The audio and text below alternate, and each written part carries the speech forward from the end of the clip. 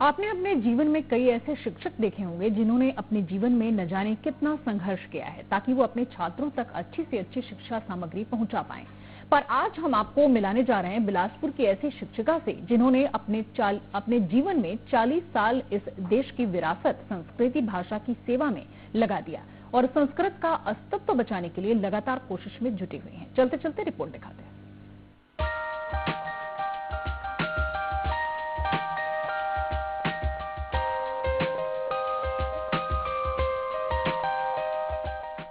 हिंदी, अंग्रेजी, फारसी और न जाने कितनी ही भाषाएं हैं जिनका मूल संस्कृत भाषा से निकला है। जी हाँ, वही संस्कृत जिसे देववाणी कहा जाता है, वही संस्कृत जिसमें अखंड भारत का गौरवशाली इतिहास लिखा गया है और वही संस्कृत जो आज लुप्त होने की कगार पर है।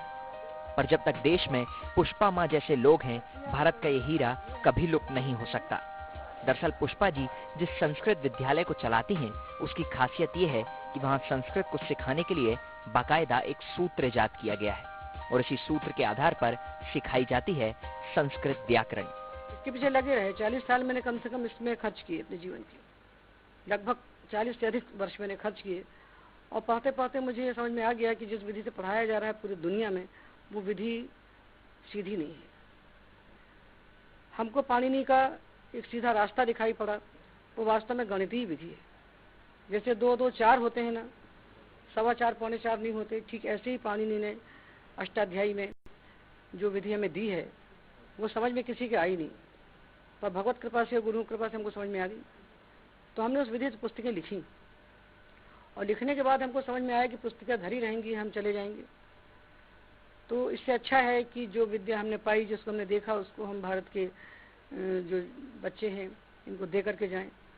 तो इस संस्था का हमने निर्माण किया और संस्था में हम बच्चों को आवास, भोजन, शिक्षा निःशुल्क देते हुए इस संस्था को हम चला रहे हैं 18 साल से। जी हाँ, सही सुना आपने।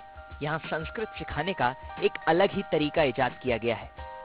यही यहाँ की खासियत है और इसी के चलते यहाँ देश विदेश से कई संस्कृत प्रेमी माताजी से भाषा की सीख लेने आते हैं।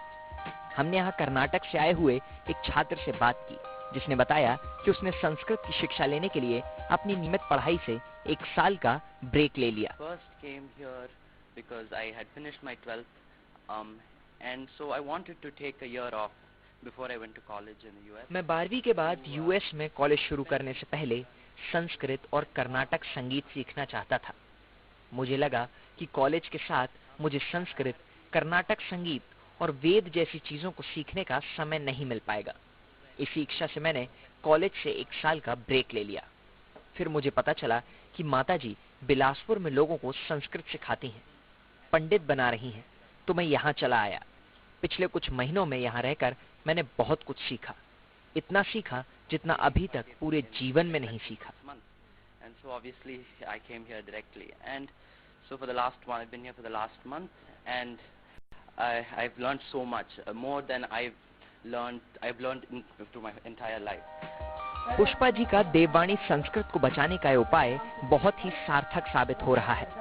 देश विदेश से न जाने कितने लोग हर साल संस्कृत सीखने यहाँ आते हैं। पर पाणिनि शोध संस्थान चलाने वाली पुष्पा जी की भी कुछ शिकायतें हैं, न केवल सरकार से बल्कि लोगों से भी। अब हमने अपने स्तर पर हम काम कर रहे हैं, अब राष्ट्र के स्तर पर काम कैसे हो ये तो शासक समझेंगे, किंतु शासन को कोई मतलब नहीं है।